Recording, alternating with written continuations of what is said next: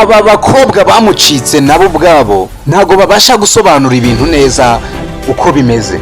None se izi modoka ukeka ko izi modoka zabaga zije gutwara iki? Ni muri nabonye ngo ari mu gihugu muri Dubai n'ikindi gihugu batasobanuye neza, niho bagurishaga ibyo bice, niko bari kuvuga. Hanyuma ibyo bice by'umubiri ni zimwe mu ngingo uba usanga abantu benshi bakenera n'ubundi. Ni ikaramu, inyundo na turevisi, ibyo ngibyo nibyo byabaga bihedinze mu byo yakoreshaga.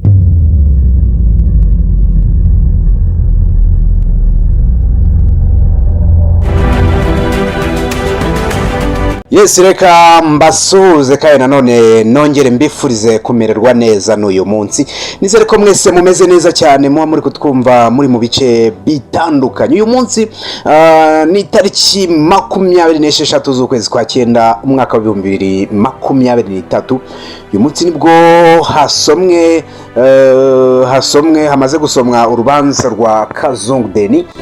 Uyu mugabo nyine namugarutseho kenshi hano, ngira ngo murabizi. Turi hano ku rukiko rukuru rwa Kicukiro, ubwo ni mu murenge wa Kagarama, n'ubundi akarere ka Kicukiro, na hari gusomerwa urubanza rwa Kazungu Deni, rukekwaho ukurikiranweho ibyaha bitandukanye birenga 10. Mu byaha akurikiranweho ni ibyaha bikomeye cyane, ibyaha navuga ko byakoranwe ubugome bw'indengakamere. Ngira ngo twabigarutseho bitandukanye mu bihe bitandukanye, ngira ngo mwarabyumvise kabisa. Rero Kazungu yageze hano ku rukiko rukuru rwa Kicukiro ahagana ku isaha y'isa 8:57 gutyo, nibwo yahageze.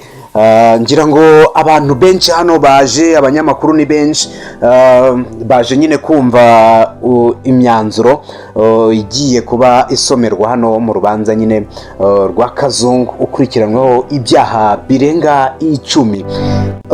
Mbere yuko tuza hano wenda gatoya, nahoze mbona abantu bibaza bati ese Kazungu araza gufatirwa iyihe myanzuro, ni ibihe bihano ari buhabwe? Uyu mugabo ukurikije ibyaha yakoze n'ukuntu yabikoze, n'ubundi mu magambo yongeye akavuga, yavuze ati njyewe nabasabye ko urubanza rwaba mu muhezo kubera ko hari ibintu nshaka kubabwira nk'abacamanza bishobora kuba byanabigisha. Ayo ni amagambo ya Kazungu.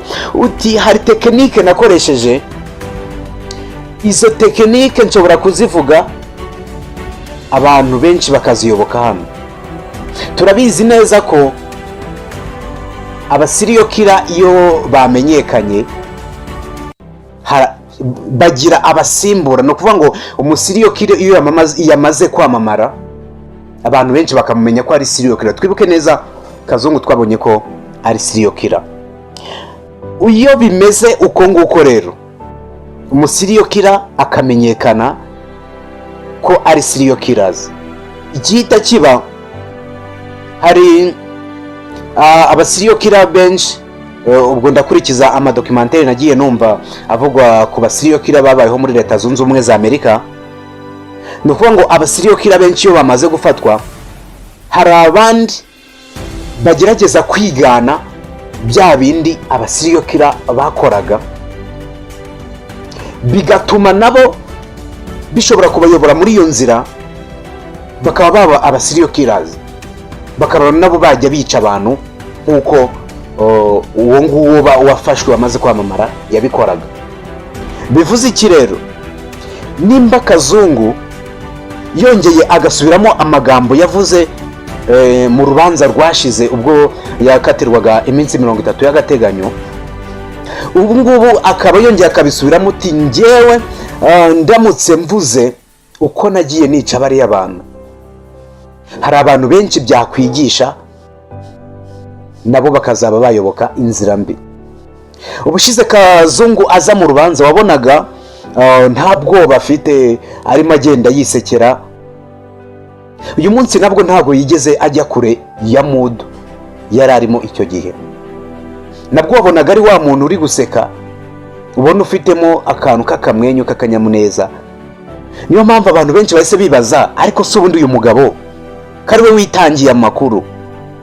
Ni ukuvuga ngo 99% by'amakuru bamufiteho nuko bamufashe niwe watanze amakuru ababwira ati bimeze uko nguko. Mwibuke mu kiganiro cyashize narababajije ngo ese koko Kazungu yaba ari uko yakunze kujya muri gereza bikaba aribyo byatumye yitanga cyangwa hari indi mpamvu? Twibuke neza ko tutigeze tubona igisubizo. Nageze hano ku rukiko rukuru rwa Kicukiro nibwo hari umwe mu bantu bambwiye ukurikiranira bya hafi uru rubanza, aravuga ati bikekwa ko uyu mugabo Kazungu bamwe mu bantu bakoranaga harimo abaganga ndetse n'abandi bantu bo mu nzego z'umutekano. Nibikekwa ko nawe urumva ko ayo makuru atahagazeho neza 100%, ariko iyo utekereje ugashyira mu nyurabwenge uhita usanga bifite ahantu bihuriye. Iyo rero uhise utekereza kuri iyi ngingo ukasubiza amaso inyuma, uhita usanga umugabo bita Kazungu mbere y'uko afatwa hari abaturage bajyaga batanga amakuru yewe bakanayatanga mu nzego z'ibanze ariko ntizibumve. Yewe hari n'amajwi yagaragaye y'abaturage bavugaga uti inyamara hari ahantu kwa Kazungu bahicira abantu. Ubuyobozi bwabiteraga, ubuyobozi bw'inzego z'ibanze aho yari atuye, twamenye amakuru ko babiteraga utwatsi. Icyari kibyihishe inyuma nta kindi nuko Kazungu yabaherezaga ku mafaranga. Ni n'ibintu byabababaje Kazungu amaze gufatwa. Ubu rero aje gusomerwa imyanzuro hano ku rukiko rukuru rwa Kicukiro, niho abantu benshi bategereje kureba ese Kazungu arahabwa ikihe gihano, arakanirwa uruhe? Nibyo rero navuga ko abantu benshi bategereje kureba. Bimwe mu bihano ni ukuvuga ngo buriya ikintu kiri kuba hari ibiba byasohotse mbere yacyo. Ntago Kazungu udukurikije uko bimeze n'icyaha yakoze n'ibihano byabo, dore ko amategeko n'ubundi yo aba bisobanura mbere y'uko aza no gusomerwa imyanzuro. Ni ukuvuga ngo kuba Kazungu yahanwa igifungo cya burundu, abenshi bavuga ko akwiye nyine nubwo cyaba igifungo ariko burundu y'umwihariko akaba ari yahabwa.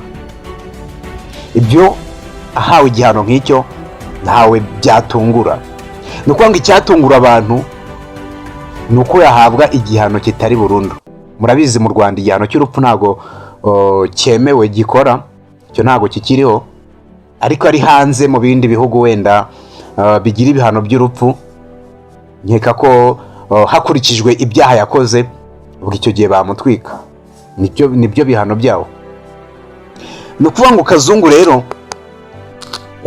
uwo muntu yavuze iti birakekwa ko biriya bice basanze bari abantu badafite, dore ko nawe yavuze ko ibice nyine babitwaraga bikekwa ko byaba byaragurishijwe Dubai ndetse no mu kindi gihugu atashatse kuvuga izina ryacyo, bikaba ariho byagurishirizwaga.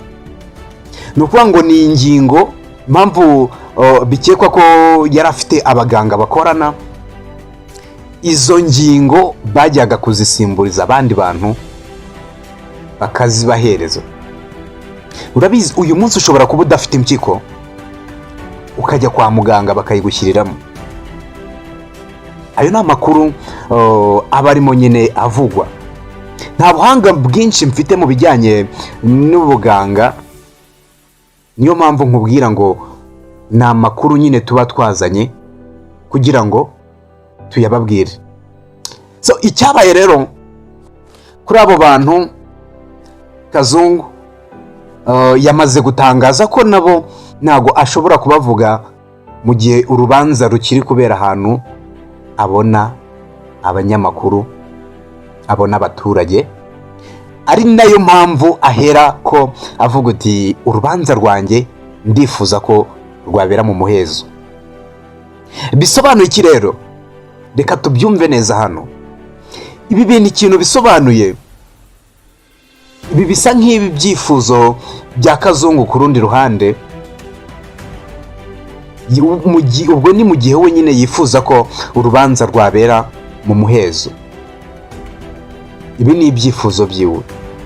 Mu by'ukuri abacamanza ntago bakumva ibingibi bya Kazungu, bavuga uti nibyo Kazungu turashaka ko niki urubanza rubera mu muhezo tukakwemerera. Oya, ibyo ngibyo ntago abacamanza babikozwa.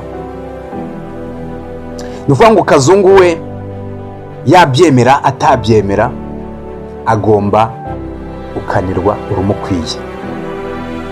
Ayo niyo makuru ahari, agomba gukanirwa urumukwiye. Niyo mpamvu tugiye kumenya ese Kazungu mukurikije ukuntu mumubona, tunakurikije ubugome yakoranye biriya byaha ndengakamere, kwica umuntu ukamwica urubozo ukamuteka. Uri kumva icyo kintu? Kwica umuntu warangiza ukamuteka. Ese koko twemere ko Kazungu abantu avuga ko yatetse yabariye agahera kurwara mpaka barangije ku buryo batabona n'ibisigisigi? Urumva uburemere bw'icyo kintu? Ntabwo wacyemera. Kazungu arimo bangaye ku buryo aza akarya abantu babiri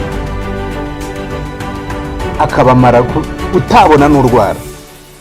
Ntabwo bishoboka. Kazungu urumva niyo mpamvu tuvuga uti afite timu ngari bakoranaga, ari nayo rwose adashaka kuvugira mu ruhame, avuga uti iyi timu byaba byiza urubanza ruramutse rubereye mu muhezo nkazaba ari bwo nyivuga. Urumva ko rero ni ibintu bikomeye cyane, ibintu bitoroshye. Reka twibuke ukuntu Kazungu mu minsi ya mbere abantu benshi ntago ibintu byo kuvuga ngo yishe abantu ntago babiherezaga agaciro. Ariko nibwo nabonye hano ku rukiko bamwe mu bakobwa bamucitse, gisindi bugaruke ku mazina yabo, ariko nagiye mbona ahandi bagiye bayavuga, bitangira ubuhamya bavuga uti ko bimeze uku nguku, dukora iki kugira ngo bigende uko nguko. Ntago nzi icyo navuga kuri ibi ngibi, mu gihe wenda batarasoma neza ngo bagaragaze uko buri kimwe cyose kimeze. So ndagira ngo nkubwire ko rero uko amakuru yose ari bugende aza, ndi bugende nyaguhereza 5 kuri 5. Kazungu nubwo akurikiranweho ibyaha birenga 10, ni ukuvuga ngo za modoka nakubwiye zajyaga zijya kwa Kazungu ariko abantu benshi ntibaziteho. Ziriya modoka 2 nazo zakomojweho, abantu benshi bavuga ko ziriya modoka nubwo abaturage batigeze bareba plaque zazo ngo babe bamenya uko bimeze, ziriya modoka nizo zatwaraga ibyo bice by'umubiri Kazungu yabaga yakase ku bantu. Binakekwa ko abo bantu 2 avuga ko yariye ataba yarabariye, ahubwo barabatwaye muri izo modoka. Urumva ko umubiri w'umuntu already ni ball. Hanyuma se reka twibaze, ubu ni iki gikurikiraho Kazungu? Ubwo wenda twamaze kwanzura ko yafashe igifungo cya burundu, ni ukuvuga ngo gufungwa imyaka ye y'ubuzima yose asigaranye. Ni iki gikurikiyeho? Ese bimwe yavuze uti ndamutse mvuze tekinike nakoresheje kuko ziroroshye, hari abantu hano baziyoboka bakajya bazikoresha, ubu ntabwo twaba tugiye kubona abandi bavumbuka ngo bige kuzikoresha. Nakubwiye ko mu bikoresho yakoreshaga abicisha, n'ubundi ubwabyo iyo ubirebye ni ibikoresho byoroheje. Harimo icya mbere ni bike, yatangaje benshi ngo ubwo se yayikoreshaga gute? Urashaka kubimenya ngo bigende bite? Ushaka kumenya uko Kazungu yakoreshaga ikaramu ngo nawe uzayikoreshe? Nawe uze mbibona hasi muri comment. So harimo ikaramu, turnevis, murakazi kano gafungura utuburo, inyundo yongera ngo niyo yayikubita umuntu rimwe yamunangura, urumva, n'ibindi bikoresho bitandukanye yagendaga akoresha. Uyu mugabo yari afite ubugome buhambaye, ahubwo ngewe mbona azaza no mu mateka y'abantu bakoze amateka adasanzwe, kuko n'aya ni amateka. Kwica umuntu ukamuteka ni amateka mabi yubatse. Uretse ko aba serial killers benshi ubusanga iyi systeme bayikoresha, usanga uburyo babukoresha kwica umuntu ukamushinyagurira ukamwica urubozo. Ngayo nguko rero ibyo nibyo biri kuvugwa kuri Kazungu. Ni ukuvuga ngo bidasubirwaho igihano agomba guhabwa n'icyo gufungwa imyaka y'ubuzima yose asigaranye, akayimara muri kasho cyangwa se muri gereza. Nuko nguko bimeze. Nyita Kebrice umugwaneza, kora subscribe hanyuma tujye tubana umunsi ku wundi umenye amakuru menshi cyane abatandukanye abari gucano kuri Star Galaxy TV. Nyimara duhure mu zindi video zitaha. Nari Kebrice umugwaneza, imfura y'u Rwanda.